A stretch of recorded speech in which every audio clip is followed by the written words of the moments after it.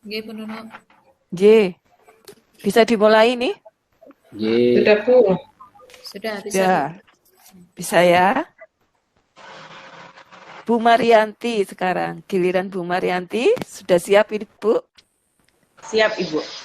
Oke. Monggo, Bu Marianti. Ya, terima kasih, Bu, kesempatannya. Baik, teman-teman, saya akan melakukan teaching pada siang hari ini. Mohon bantuan dan kerjasamanya. Terima kasih. Selamat siang, anak-anak. Siang, Bu. Selamat siang, Bu. Apa kabar hari ini?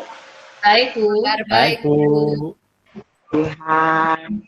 Baik, sebelum mulai kelas kita pada hari ini, saya mau minta Bu Mawar berdoa untuk meminta Mbak Mawar berdoa untuk kita.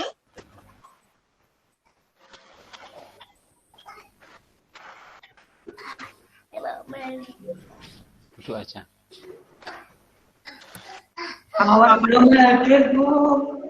Oh, Bu Mawar belum masuk. Belum masuk.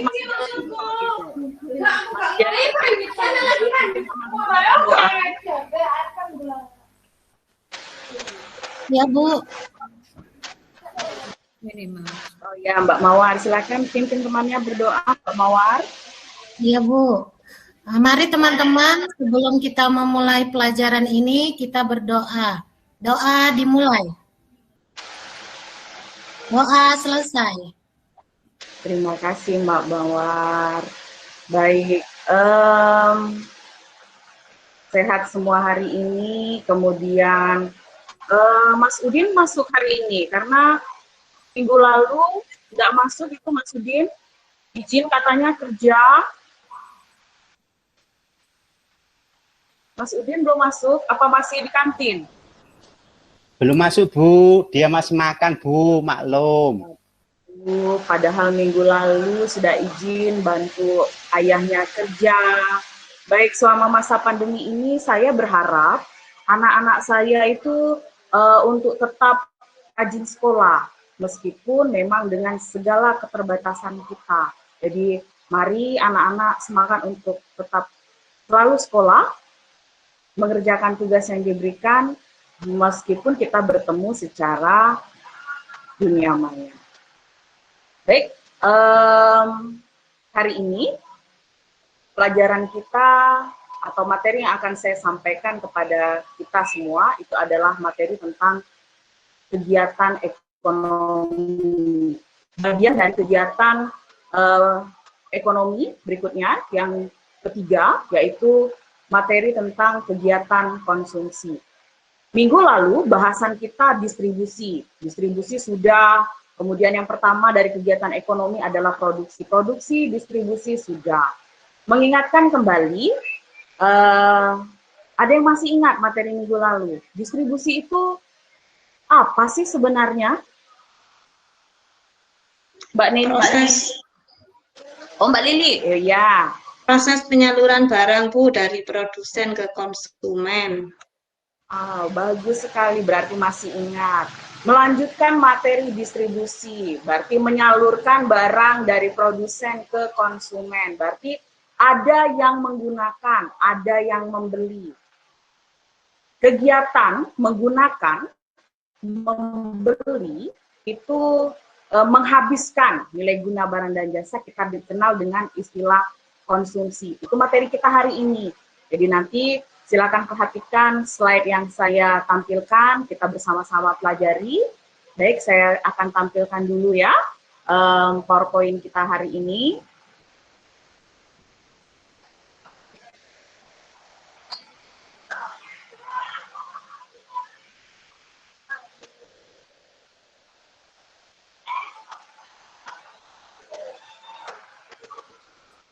Belum muncul, Bu. Belum muncul? Sudah? Belum. Sudah muncul? Belum, Bu. Belum? Belum, Bu. Belum. Belum, Mas Jai, ini saya sudah buka slide PowerPoint-nya. Belum, Bu.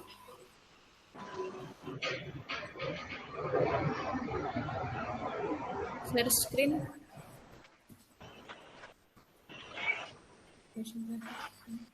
Sudah? Sudah muncul? Proses Bu. Sudah, Bu. Sudah. Proses. Sudah, Bu. Oke, udah Bu. Oke, baik, kita akan lanjutan dari materi kita minggu lalu, distribusi. Sebelum masuk ke materi ini, Mas Jai, sebagai ketua kelas, Warga-warga ya. berapa yang tidak hadir hari ini, Mas Jai? Gimana Bu?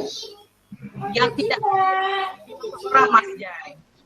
Kok putus-putus suara? Gimana Bu? Hari ini yang tidak masuk berapa orang, Mas Jai? Ini masuk semua Bu.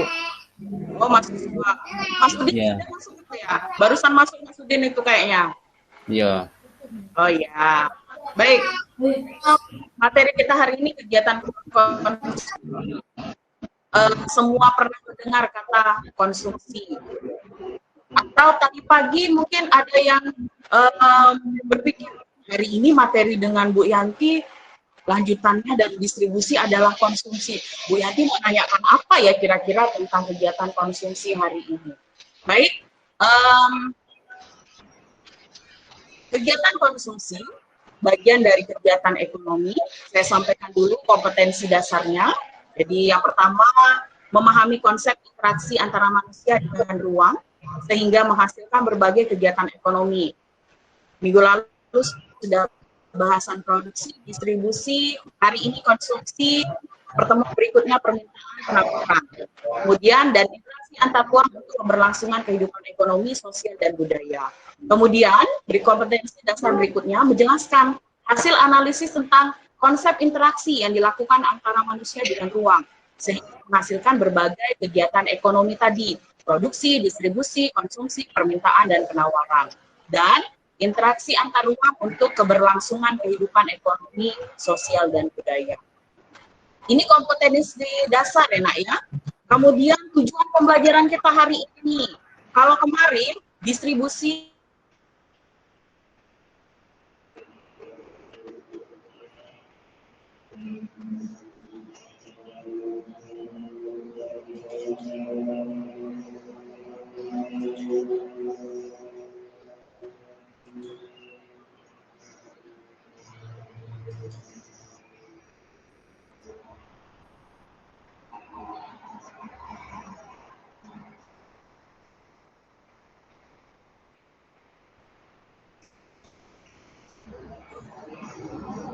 Suaranya tidak ada ya ini ya, Bu Yanti.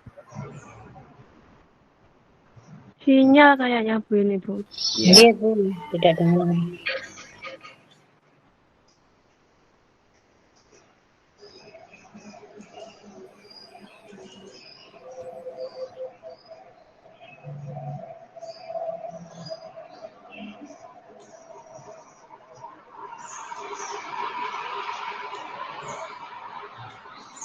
Sinyal ini Bu Nunu. Iya, keluar dari rapat itu Bu. Ya, memang kesulitan sinyal kalau Iya. Tapi sudah semangat gurunya, Bu Yantinya sudah semangat itu tadi. Iya Bu. Kelihatan dari aura wajahnya sudah semangat semangat dan siap. dan siap. Iya betul. Nah, iya. Bahasanya juga jelas. Hanya kendala sinyal di sini. Iya Bu. Nggih. Kemarin itu off 2 hari Bu, gara-gara Sinyalnya kendala itu. juga ya Pak. Iya, 2 hari. Oh iya. Sampai saya khawatir barangkali ada apa-apa. Oke. Sebenarnya sudah bagus ya, dari pendahuluan tadi sudah semangat, gurunya semangat. Sehingga siswanya nanti juga ikut semangat di situ. Iya, Bu Nunu. Iya.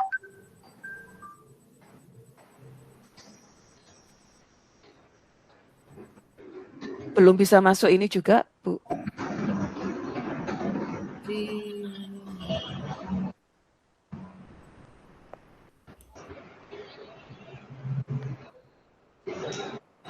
Oh, ini sudah bergabung lagi. mohon maaf Ibu. Iya, iya Bu. Monggo dilanjutkan. Baik anak-anak, Ibu lanjutkan. tadi sampai dengan mempelajari konsumsi, kita bisa menjelaskan tujuan dari kegiatan konsumsi tersebut. Kemudian kedua, nanti kita bisa melihat apa saja ciri-ciri kegiatan konsumsi tersebut. Kemudian mengidentifikasi faktor-faktor yang mempengaruhi, bisa mengklasifikasikan apa aspek positif dan negatif dari perilaku konsumtif. Nanti yang terakhir, di LKPD kalian saya minta menyajikan hasil pengamatan mengenai kegiatan konsumsi. Baik, ini untuk tujuan pembelajaran kita hari ini. Kemudian berikutnya, silakan perhatikan.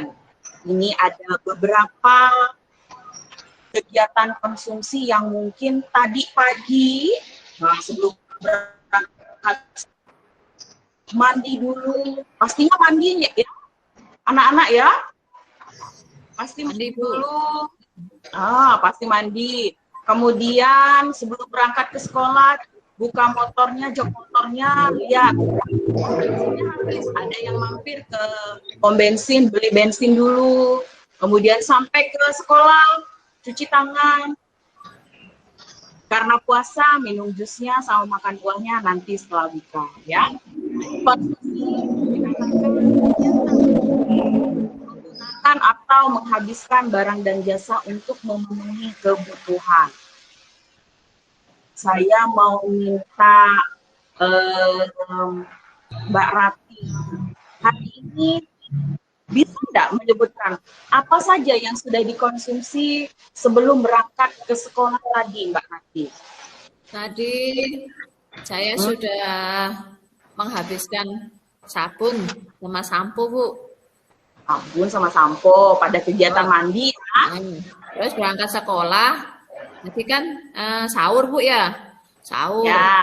Sahur saya pakai ini nasi rawon, Bu. Waduh, enaknya. Ya, sama kerupuk. Oke. Terus berangkat sekolah karena sepeda motornya lagi di bengkel, Bu. Jadi saya naik angkot. Berarti bayar ongkos angkot ya? Ya, ya, Bu. Gunakan jasa berarti ya? Ya. Ya. Mbak Rati, begitu banyak kegiatan konsumsi yang dilakukan baru tadi pagi sampai di sekolah, belum nanti setelah pulang sekolah sampai menjelang tidur malam. Konsumsi. Saya akan menampilkan beberapa contoh kegiatan konsumsi, dan ini saya rasa kegiatan konsumsi ini hampir kita bisa lakukan, baik itu konsumsi terhadap barangkah itu atau jasa. Mana yang barang, artinya yang berwujud, kemudian mana yang jasa. Yang jasa berarti kita rasakan manfaatnya, kegunaannya, dan sebagainya. Mana konsumsi yang memberi kita ke fisik kita, mana yang ke rohani kita. Baik, ini untuk beberapa contoh kegiatan konsumsi, bisa kalian perhatikan. Dari kita menggunakan baju yang kita pakai, sepatu, kemudian sampai dengan jasa telepon yang saat ini kita pakai untuk pembelajaran kita saat ini. Kemudian kalau kita menonton televisi, coba dilihat, itu bentuk konsumsi hiburan ternyata. Kemudian di perusahaan, kegiatan tersebut, perusahaan juga membeli pakaian dan ada konsumsi pakaian untuk karya tubuh. Berikutnya, mari diperhatikan. Konsumsi sudah, kemudian kalau minggu lalu pelaku dari kegiatan distribusi namanya distribusi. Pelaku kegiatan konsumsi kita kenal dengan istilah konsumen. Silakan diingat, konsumen itu orang. Selain orang ada masyarakat yang membeli produk, barang, dan jasa kepada produsen secara langsung. Merasa Mas Jai sebagai konsumen? Bu. Mas Jai merasa sebagai konsumen saat ini? Iya, Bu. Oh, Karena kan iya. saya pakai Karena kan saya pakai ini Bu, pakai paketan Bu, kuota. Jadi kan pulsa itu Bu. Ya, baik. Berasa menjadi konsumen. Jadi konsumen, orang yang melakukan kegiatan konsumsi, sedangkan kegiatannya adalah konsumsi. Silakan diingat. Baik, ini untuk konsumen dan kegiatan konsumsi yang dilakukan. Kemudian, kenapa kita melakukan kegiatan konsumsi? Konsumsi itu kita lakukan. Yang pertama, tujuannya mengurangi nilai guna barang atau jasa tadi secara bertahap. Nih contohnya, pakai baju semua? Pakai Bu. Pakai Bu. Ada umur bajunya yang 1 hari? Nggak ada Bu. Pasti lebih dari 1 hari, lebih dari 1 minggu. Mengurangi nilai guna suatu barang atau jasa secara bertahap. Artinya, tidak langsung habis ketika kita menggunakan, mengurangi barang atau jasa tersebut. Yang pertama, tujuannya. Kemudian tujuan yang kedua menghabiskan atau mengurangi nilai guna suatu barang sekaligus. Jadi kita pakai, dia langsung habis. Misalnya, saya contohkan seperti ini gambarnya. Sebuah keluarga yang sedang makan dan minum. Artinya, makanan yang dimakan, kemudian minuman yang dihabiskan oleh anakkah itu, ibu itu habis pada saat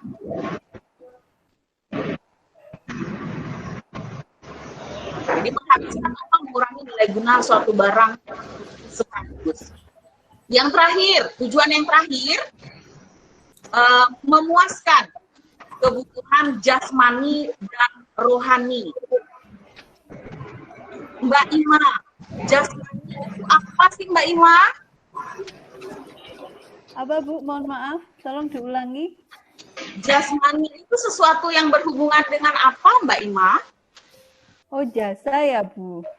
Jasmani Mbak Ima. Oh, jasmani. Berhubungan Ya. dengan badan atau jasad kita. Terima kasih, bagus sekali. Kemudian kalau rohani, Mbak Neni, rohani itu berhubungan dengan apa, Mbak Neni?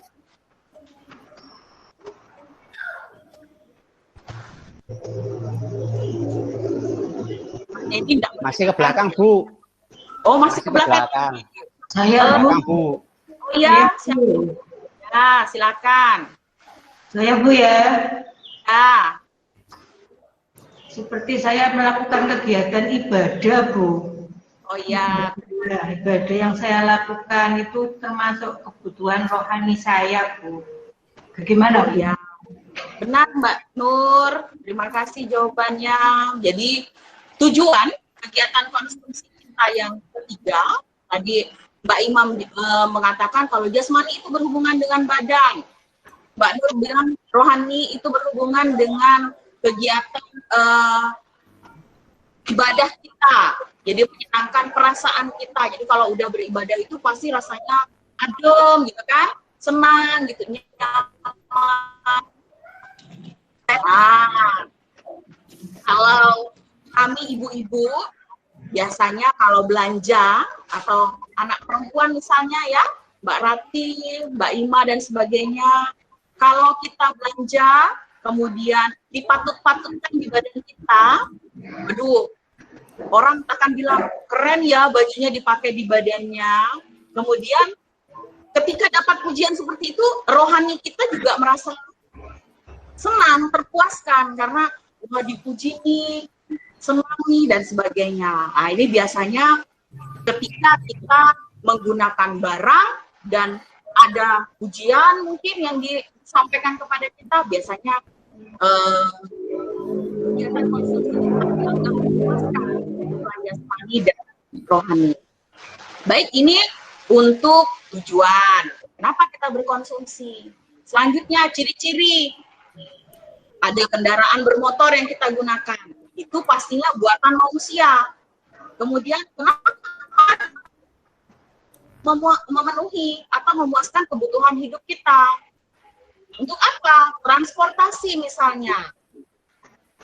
Ya Mas Jai ya, nggak mungkin Ya. jalan terus ya, pakai motor lah Pak, beli motor lah Pak, capek nih pakai ojek, biar keren belikan motor. Nah, motor yang diinginkan Mas Jai tadi, yang diminta oleh Mas Jai, itu diasumsikan untuk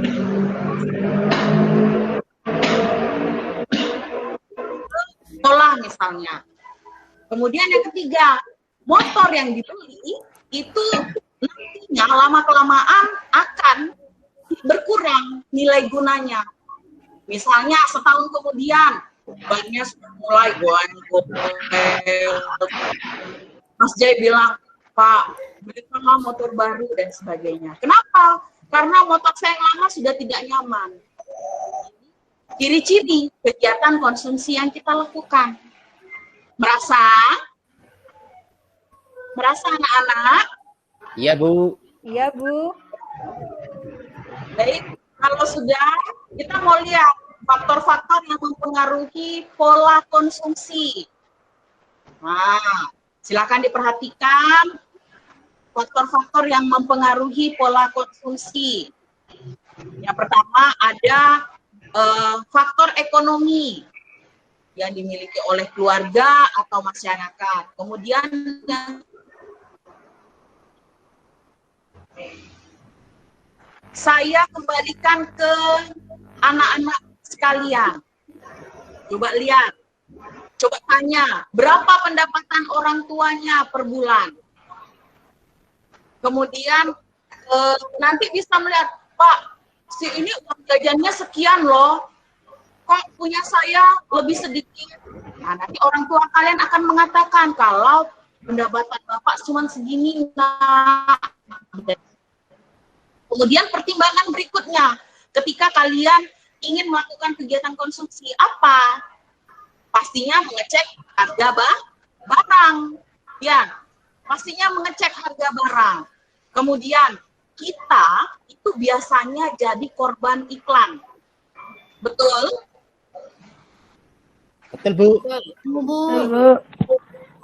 Kemudian berikutnya, barang yang kita konsumsi itu barang substitusi atau barang komplementer. Ada yang masih ingat enggak? Kan sudah pernah dibahas di bahasan yang pertama pada aktivitas ekonomi. Barang substitusi itu apa ya? Barang pengganti, Bu. Barang pengganti, Bu. Barang pengganti, Bu. Mbak Mawar, kalau komplementer itu barang yang seperti apa, Mbak Mawar? Barang pelengkap, Bu. Misalnya, misalnya teh dengan gula. Gula, oke, terima kasih Mbak Mawar. Kemudian yang berikutnya, faktor ekonomi yang berikutnya, banyaknya barang. Jadi kita sering beli barang atau tidak itu ngelihat barang yang kita konsumsi itu tahan lama atau tidak.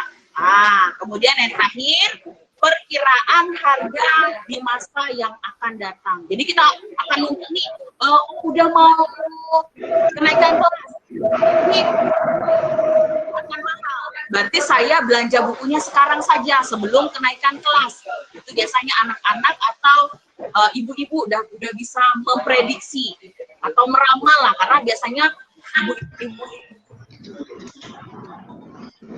yang ekonomi selera antara Mbak Rati, Mbak Ima, Mas Jai, dan yang lainnya itu pastinya satu dengan yang lain sama atau berbeda, Mas Jai? Berbeda, Bu. Berbeda, Bu. Berbeda. Berbeda. Kemudian yang kedua, faktor non-ekonomi berikutnya apa lagi? Mode atau gaya hidup yang dimiliki oleh konsumen tadi. Sama seperti selera, gaya hidup yang dimiliki satu dengan yang lainnya juga akan berbeda. Yang ketiga, tingkat pendidikan yang dimiliki. Mbak Rati, kan punya adik di SD katanya.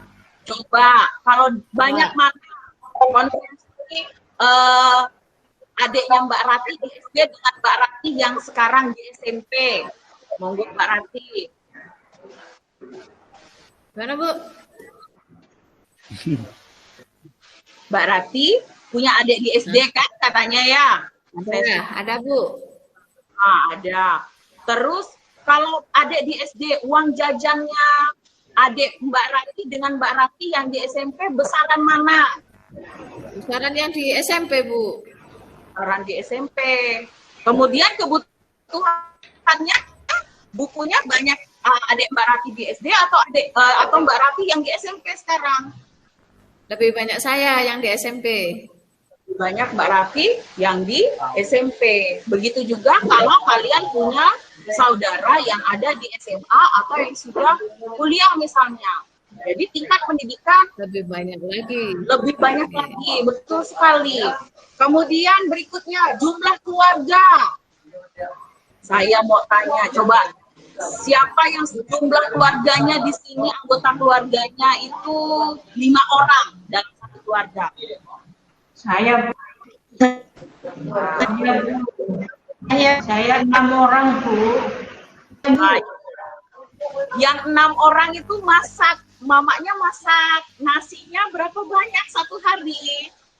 Bisa 2 kilo, Bu. Bisa 2 kilo. Yang misalnya 5 orang, 5 kilo juga dalam satu hari masak nasinya. Tentu tidak, ya.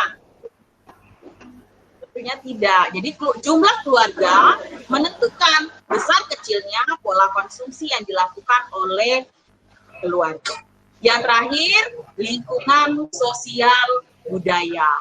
Ini salah satu faktor yang sangat mempengaruhi pola konsumsi yang dilakukan oleh seseorang atau konsumen tadi dikatakan.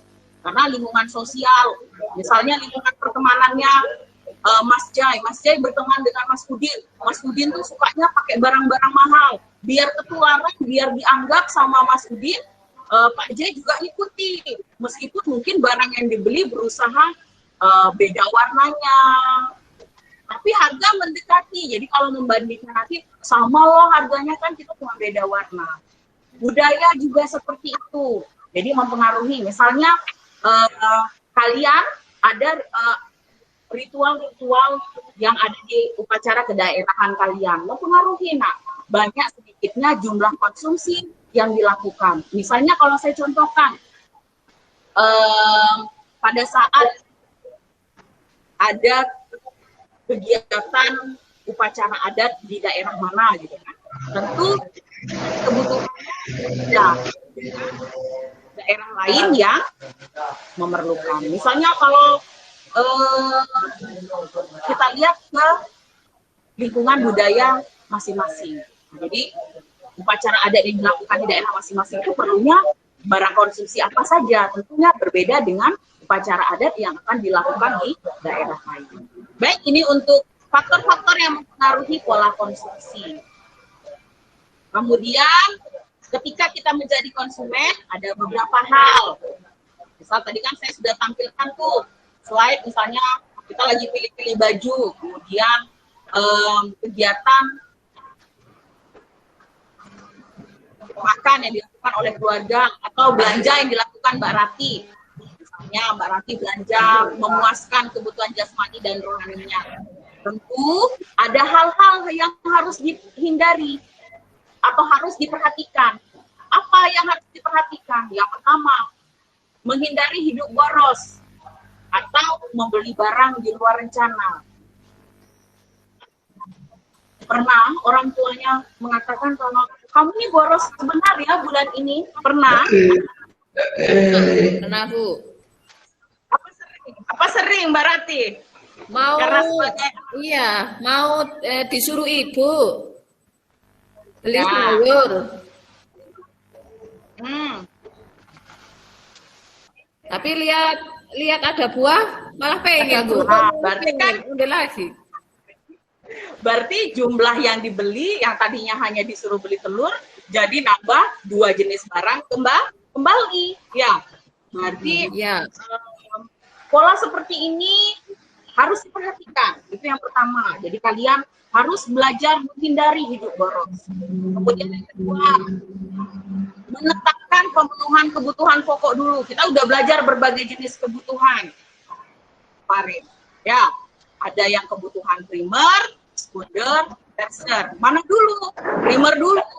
Setelah primer semuanya sudah bisa dipenuhi, baru lanjut yang sekunder. Artinya melengkapi dulu kebutuhan pokok kita, sandang, pangan, papan, pendidikan.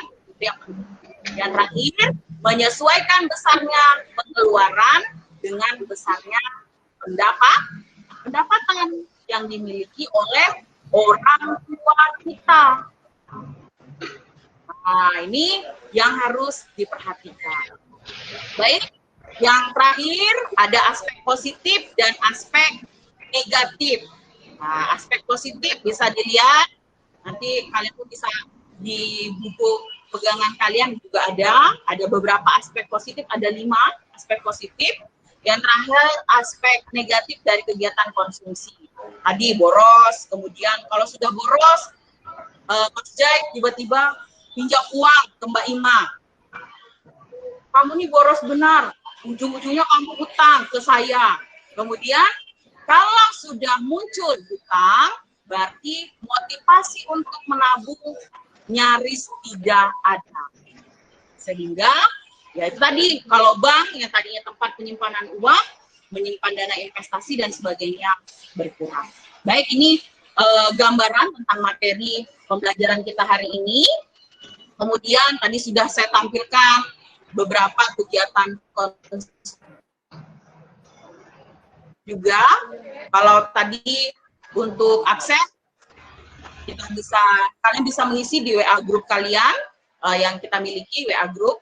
Kemudian akses soal itu ada di Google Classroom, silakan lihat di kelas kalian nantinya. Kemudian ini soal yang diberikan kepada kalian hari ini. Tadi kan kita sudah membahas tentang kegiatan konsumsi panjang lebar, tujuan, kemudian ciri-ciri, faktor apa saja yang mempengaruhi, kemudian aspek positif, negatif dari kegiatan konsumsi. Kemudian silakan kalian buka LKPD kalian masing-masing yang berkelompok dulu, karena di situ ada 2 tugas. Yang pertama tugas kelompok, nanti kalian bisa berdiskusi. Kelompoknya masih sama biar tidak ribut seperti tadi di jam sebelumnya. Di jam sebelumnya itu ribut sekali pembagian kelompok. Kita gunakan kelompok yang minggu lalu. Bisa ya anak-anak? Bisa, Bu. Ya, Bu. Oke, terima kasih. Bisa diperhatikan di LKPD-nya, kemudian cari kembali kelompoknya kemarin. Mas Jai kelompoknya dengan siapa, Mbak Ratih dengan siapa, Mbak Ima dengan siapa, ya. Kemudian di LKPD tersebut ada soal, kalian bisa lihat di situ ada videonya, nanti bisa diamati videonya.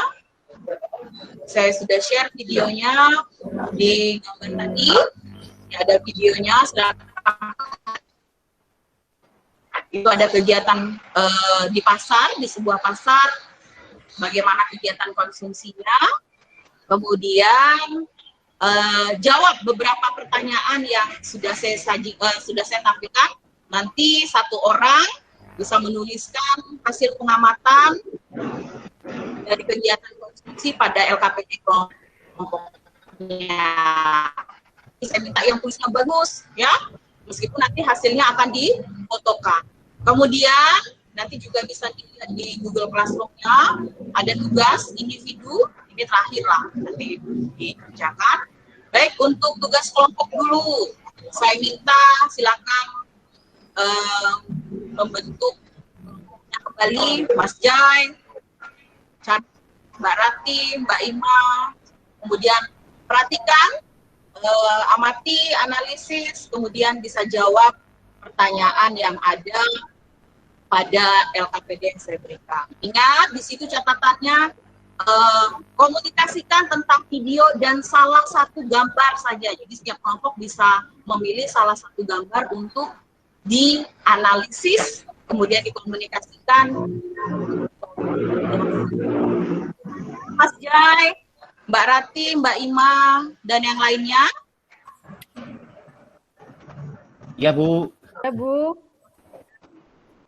Nah, 20 menit untuk mengamati, menganalisis, dan mengkomunikasikan. Jadi kalau ada yang mau ditanyakan, silahkan tanyakan pada saya. Mungkin ada materi tadi yang saya sampaikan kurang jelas mungkin.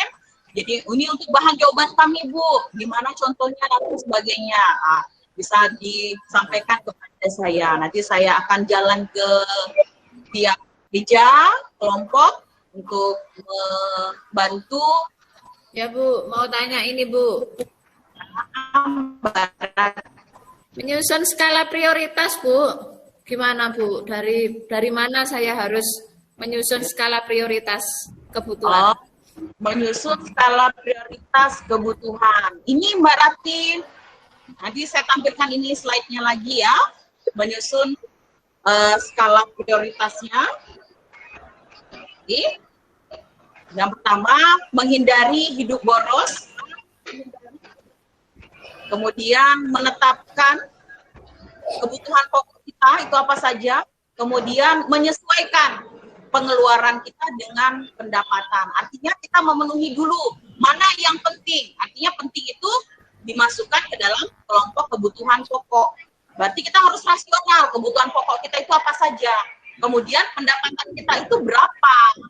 Pemasukan orang tua kita itu berapa. Jadi orang tua kita itu akan lebih tahu berapa besar pendapatannya. Kemudian ketika mereka sudah dapat, mereka mau menyusun pengeluaran, mereka akan memenuhi dulu kebutuhan pokok terlebih dahulu. Baru memenuhi keinginannya Mbak Rati mau beli dan sebagainya. Baik, itu untuk skala prioritas.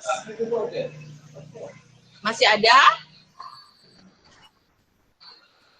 Yang lainnya?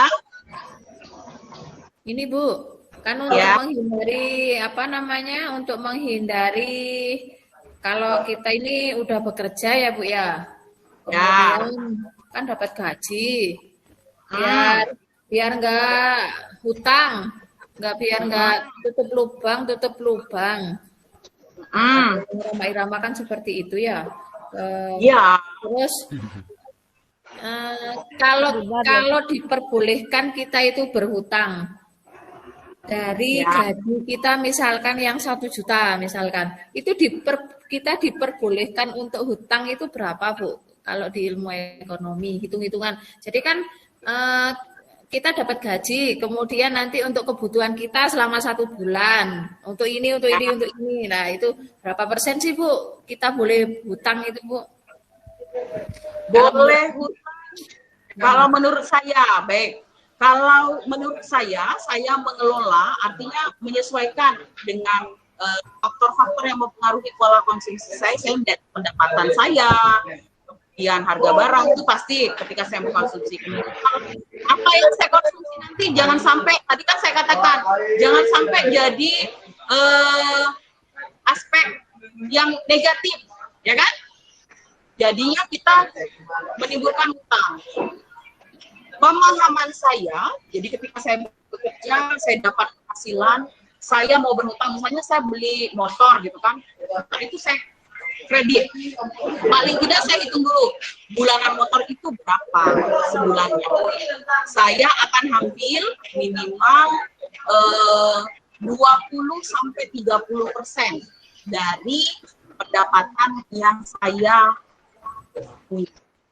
Jadi kalau saya punya penghasilan sekian juta, saya tinggal kalikan 20-30%-nya Mbak Rati. Jadi, tapi itu kembali lagi ke faktor-faktor yang mempengaruhi pola konsumsi saya. Atau tadi skala prioritas yang saya pakai. Ya, saya mementingkan apa? Kebutuhan pokok dulu dan sebagainya. Itu kalau dari saya yang Mbak Rati, karena tiap itu punya perhitungan yang berbeda-beda. Kalau saya menurut 20-30% dari penghasilan yang saya punya. Karena sisanya kan masih untuk kebutuhan yang lain. Karena paling tidak saya harus tadi menabung paling tidak untuk anak saya. Meskipun tahu tidak sebesar hutang saya. Misalnya saya ngambilnya 5% untuk harus ada yang saya tabung. Begitu Mbak Rati, kalau dari saya Ya, Bu makasih Marianti, Ibu. saya mau tanya. Iya, Mbak Ima. Ini teman saya itu ada yang dikasih uang ibunya untuk bayar iuran SPP. Ternyata 5 bulan itu nggak dibayarkan, malah dibuat ini bayar game online. Boleh nggak? Ya enggak boleh dong Mbak Ima, karena kan kita sudah punya pos-pos pengeluaran, karena kasihan nanti itu nanti menimbulkan, udah memunculkan itu tadi, yang pertama itu sudah muncul aspek negatifnya. Yang pertama sikap boros kan, sikap borosnya main game online, 5 bulan uang sekolah tidak dibayar, sehingga kawannya akan berpikir, biar tidak ketahuan orang tua nih saya dapat dari mana ya uangnya. Kalau misalnya jujur dengan orang tua tidak punya pegangan uang, otomatis sudah dapat tagihan dari sekolah.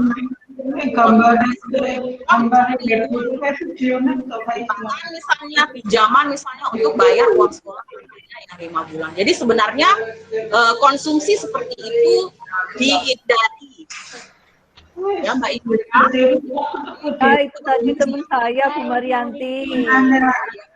Nanti sampaikan kepada temannya. Tadi kan kita sudah belajar nih materi tentang konsumsi. Apa aspek positifnya, apa aspek negatifnya.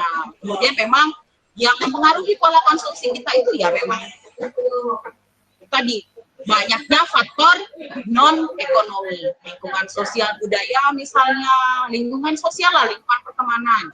Artinya kalau kita tidak mampu mengerem selera misalnya atau gaya hidup. Nah itu kalau misalnya dari saya gambarannya. Ya. Ada lagi? Ada lagi? Ini sambil mengerjakan LKPD-nya ya. Iya, Bu. Nanti Ya, Bu.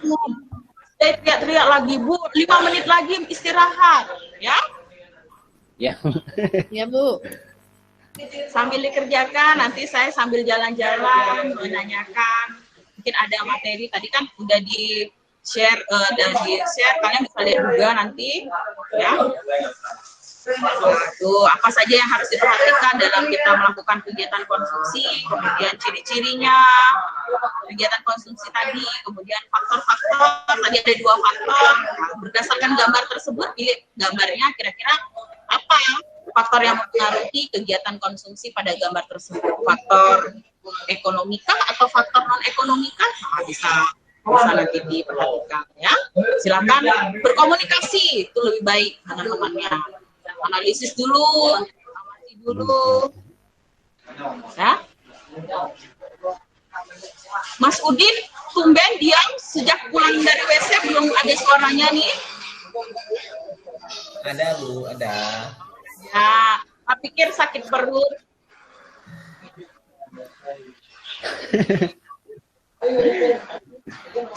Tadi saya minta pimpin doa, nggak ada. Jadi saya suruh lihat teman yang lain, Mas Udin. Oh, tadi mungkin lagi. Nanti kalau sudah mulai menjawab, silakan ditulis di LKPD-nya masing-masing. Nanti dilengkapi LKPD-nya ya.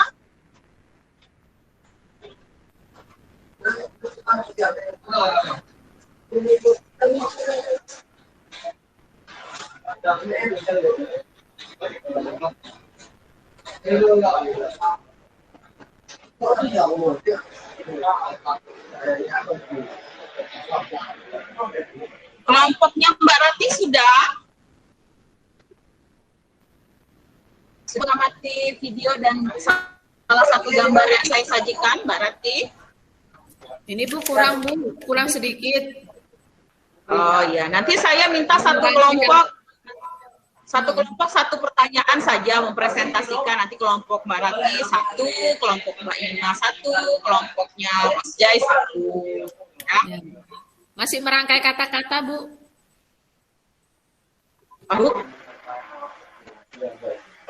Kata-kata yang sederhana saja Mbak Rati, Ya, tapi dipahami.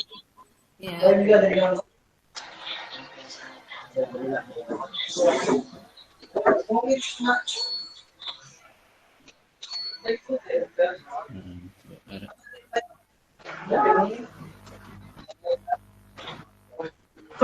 Mas Jai, sudah selesai. Ya, Bu. Untuk yang nomor 2 bisa dipresentasikan. Pertanyaan nomor 2 itu berdasarkan gambar dan video. Coba tuliskan ciri-ciri kegiatan konsumsi tersebut. Kira-kira kelompoknya Mas Jai sudah nuliskan apa itu? Ini Bu, Pada gambar ini kelompok kita itu menuliskan 1, apa saja yang mau dibeli, apa saja yang mau diambil untuk digunakan. Terus yang kedua, ada pengorbanan Bu untuk membeli itu Bu. Jadi kan kita mengeluarkan uang Bu. Itu Bu. Betul. Ya. Terima kasih Mas Jai untuk presentasinya. Mbak Ima, kelompoknya Mbak atau kelompoknya Mas Udin, berdasarkan gambar atau video tersebut, ada nggak aspek positif atau negatif dari perilaku yang ada pada gambar? Kelompoknya Mbak Ima atau Mas Udin bisa, atau Mbak Rati?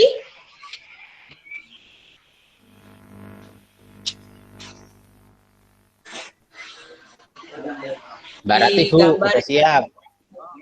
Mbak Rati mungkin yang pertanyaan nomor 4, ada enggak di gambar itu salah satu gambar tersebut yang aspek positif muncul atau aspek negatif dari perilaku konsumtif yang dilakukan? Saya Bu yang jawab. Belum selesai nih. Belum selesai. Mbak Ima Bu, sudah siap Bu. Iya, Mbak saya Ima, jawab Bu. presentasikan. Oh ya, Mbak Ima. Untuk yang aspek positif, ini di sini membeli kayak kebutuhan pokok, ada mungkin bawang merah ataupun yang lain-lain, itu kan sangat penting. Jadi itu yang positif. Yang negatif di sini pilih-pilih baju. Jika kita beli baju satu kan nggak masalah. Kalau diborong semua kan pendapatannya nol kayak gitu. Iya, berarti masih muncul sikap boros ya, Mbak Ima ya. Oke, terima kasih untuk presentasinya. Ini sebagian dari hasil presentasi teman-teman. Nanti bisa lengkapi LKPD kelompoknya. Silakan difotokan kembali, disampaikan ke Google Classroom yang sudah saya share tadi. Kemudian masih ada pertanyaan untuk materi kita hari ini. Sebelum saya menyimpulkan, masih ada? Sudah jelas, Bu. Sudah jelas.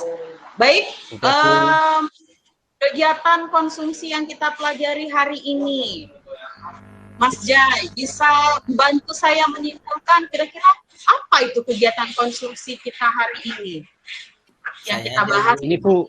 Saya aja Bu. Oh, Mas. Iya, Mas Udin, monggo Mas Udin. Ya, mari Mas Udin. Simpulannya, kegiatan konsumsi adalah kegiatan yang menghabiskan nilai guna barang dan jasa yang bisa diartikan secara langsung habis dan secara perlahan-lahan atau sedikit-sedikit. Nah, itu Bu. Ya. Terus kalau pelaku kegiatan konsumsi itu tadi apa ya? Oh, pelakunya kegiatan konsumsi itu disebut konsumen Bu. Disebut konsumen. Baik, ini kesimpulan. Untuk kesimpulan bisa dilihat tadi yang Mas Udin sampaikan, kalau kegiatan konsumsi itu kegiatan ekonomi bagian. Jadi lanjutan dari kegiatan produksi dan distribusi, yaitu menghabiskan nilai guna suatu barang atau jasa secara berangsur-angsur atau bisa langsung habis. Contohnya buku yang kita pakai, pulpen yang kita gunakan, kemudian yang langsung habis itu misalnya makanan dan minuman yang ada di kantin kita. Jasa misalnya kalau kita potong rambut, itu contoh dari penggunaan konsumsi jasa yang langsung habis. Pelakunya konsumen. Penguatan kepada kita untuk hari ini, jadi lanjutan dari produksi, distribusi, dan konsumsi saat ini. Konsumsi memang tidak bisa lepas dari kehidupan kita sebagai manusia. Tapi itu tadi menggunakan skala prioritas, mengedepankan konsep rasional kita, artinya kita pakai logika. Kalau belanja uang yang jajan saya sekian, saya jajannya harus sekian. Ada enggak bagian yang harus saya tabung? Tadi pembahasan kita mengenai konsumsi di atas itu semoga bisa menjadi ilmu bagi kita yang bermanfaat. Artinya kita makin bijak melakukan kegiatan konsumsi. Jadi sebanyak apapun kegiatan konsumsi yang kita lakukan itu baik sebenarnya, tapi menyesuaikan dengan pendapatan, kemudian harga barang, kemudian ada enggak, kita kan bisa dari barang substitusinya ada enggak ya, barang komplementernya yang agak murah ada enggak ya. Nah, ini penguatan kepada kita kalau memang konsumsi itu tidak bisa lepas dari kehidupan kita. Jadi memang kita wajib melakukan kegiatan konsumsi karena itu seperti sebuah lingkaran. Jadi kegiatan ekonomi itu kayak sebuah lingkaran. Pernah melihat lingkaran atau rantai sepeda motor atau rantai sepeda. Jadi satu sama lain akan saling berhubungan. Produksi penting, distribusi juga penting, membantu konsumsi juga penting. Nah ini penguatan yang saya bisa berikan kepada kalian. Kemudian untuk penilaian, sebenarnya tadi saya harus sampaikan di awal kalau bagaimana sikap tadi Mas Udin, disiplin nggak tuh? Misalnya masuk kelas online-nya, kemudian waktu mengumpulkan tugas kelompok ini nanti silakan diperbaiki di foto, kemudian kirim ke WA grup kita. Kemudian nilai pengetahuan ada, nanti kalian ada tugas individu, silakan kalian lihat di Google Form-nya atau ada juga saya share di Google Classroom. Kemudian keterampilan tadi, terima kasih yang sudah aktif bertanya, kemudian atau yang aktif di kelompok. Ini untuk penilaian dari saya. Baik, itu yang dapat saya sampaikan untuk kita hari ini. Terima kasih buat pembelajarannya, terima kasih buat antusiasnya. Semoga kegiatan konsumsi, bahasan kegiatan konsumsi yang kita lakukan hari ini bisa memberikan manfaat kepada kita. Jadi saya minta nanti kita untuk mengakhiri pertemuan hari ini, kita berdoa dulu untuk mengakhiri. Jadi sebelum istirahat terakhir, jadi terakhir yang kedua ini kita berdoa dulu mengakhiri pelajaran kita. Tanya Bu. Oh iya. Marianti. Oh ya, Mas Jai, pembelajaran minggu depan ya. Pembelajaran minggu depan, materi kegiatan ekonomi konsumsi sudah, berarti minggu depan kita masuk ke materi permintaan, penawaran, dan harga keseimbangan Pak. Yang datang apa Bu materinya? Ya, itu materi kita pada pertemuan berikutnya. Terima kasih Mas Jai sudah mengingatkan. Jadi masih ada yang mau disampaikan atau ditanyakan ke saya, anak-anak? Pasar. Oh, oke Bu. Kalau tidak ada, saya pimpin kita berdoa Ya, Bu. sebelum istirahat keluar. Berdoa, mulai. Berdoa, selesai.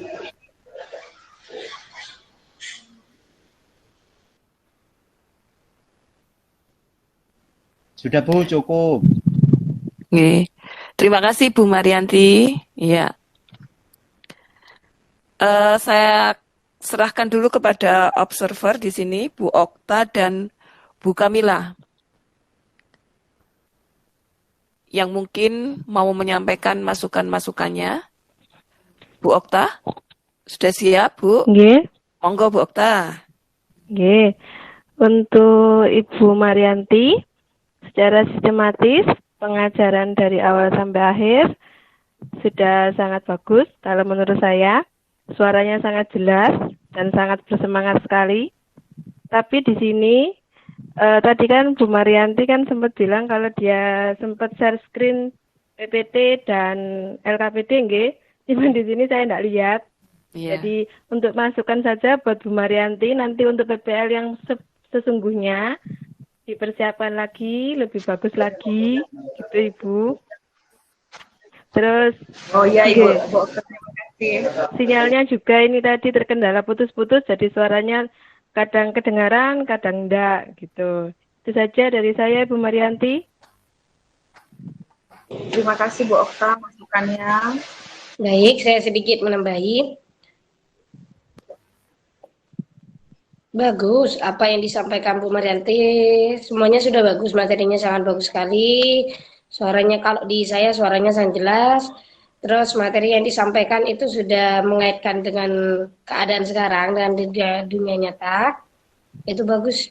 Hanya saja screen-nya itu tidak terlihat. Itu saja.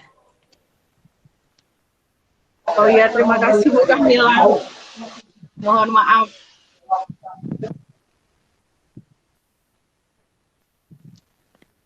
Nggih, Bu Marianti.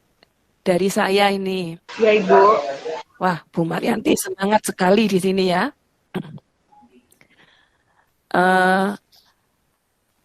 Persiapan Bu Marianti juga saya lihat sudah bagus.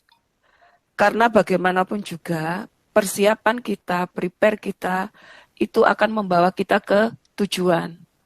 Jadi tujuan akan berhasil kalau persiapannya juga matang. Bu Marianti tadi persiapannya sudah bagus di situ, meskipun terkendala oleh sinyal, tapi Bu Marianti kembali lagi tanpa gugup.